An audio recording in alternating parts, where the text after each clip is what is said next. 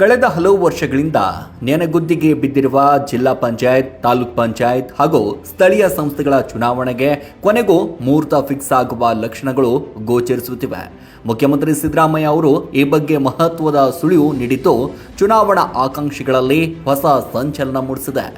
ಉತ್ತರ ಕನ್ನಡ ಜಿಲ್ಲಾ ಪ್ರವಾಸದಲ್ಲಿರುವ ಸಿಎಂ ಸಿದ್ದರಾಮಯ್ಯ ಕಾರವಾರದಲ್ಲಿ ಸುದ್ದಿಗಾರರೊಂದಿಗೆ ಮಾತನಾಡುವಾಗ ಚುನಾವಣೆ ಬಗ್ಗೆ ಸ್ಪಷ್ಟವಾಗಿ ಹೇಳಿದ್ದಾರೆ.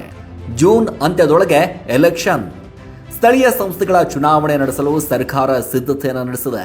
ಈಗಾಗಲೇ ಈ ಸಂಬಂಧ ಪ್ರಕ್ರಿಯೆಗಳು ನಡೆಯುತ್ತಿದ್ದು ಬರುವ ಜೂನ್ ತಿಂಗಳು ಅಂತ್ಯದೊಳಗೆ ಚುನಾವಣೆ ನಡೆಸಲಾಗುವುದು ಅಂತ ಸಿಎಂ ಸಿದ್ದರಾಮಯ್ಯ ಘೋಷಣೆಯನ್ನ ಮಾಡಿದ್ದಾರೆ.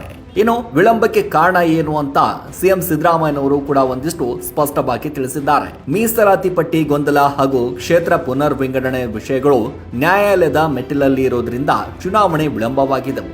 ಆದರೆ ಇದೀಗ ಅಡೆತಡೆಗಳು ನಿವಾರಣೆಯಾಗುವ ಹಂತದಲ್ಲಿದ್ದು ಸರ್ಕಾರ ಚುನಾವಣೆ ನಡೆಸಲು ಮುಂದಾಗಿದೆ.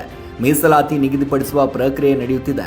ಅದು ಮುಗಿಯುತ್ತಿದ್ದಂತೆ ಚುನಾವಣೆ ಘೋಷಣೆಯಾಗಲಿದೆ ಅಂತ ಸಿಎಂ ಸಿದ್ದರಾಮಯ್ಯನವರು ತಿಳಿಸಿದ್ದಾರೆ.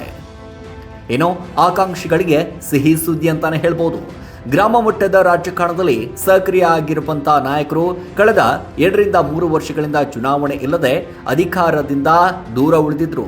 ಇದೀಗ ಸಿಎಂ ಅವರೇ ಗಡುವು ನೀಡಿರುವುದರಿಂದ ರಾಜ್ಯಾದ್ಯಂತ ರಾಜಕೀಯ ಚಟುವಟಿಕೆಗಳು ಮತ್ತೆ ಗರಿಗೇರುವ ಸಾಧ್ಯತೆ ಹೆಚ್ಚಾಗಿದೆ. ಜಿಬಿಎ ಚುನಾವಣೆ ಬಗ್ಗೆಯೂ ಕೂಡ ಶೀಘ್ರದಲ್ಲೇ ಸ್ಪಷ್ಟ ಚಿತ್ರಣ ಸಿಗುವ ನಿರೀಕ್ಷೆ ಇದೆ.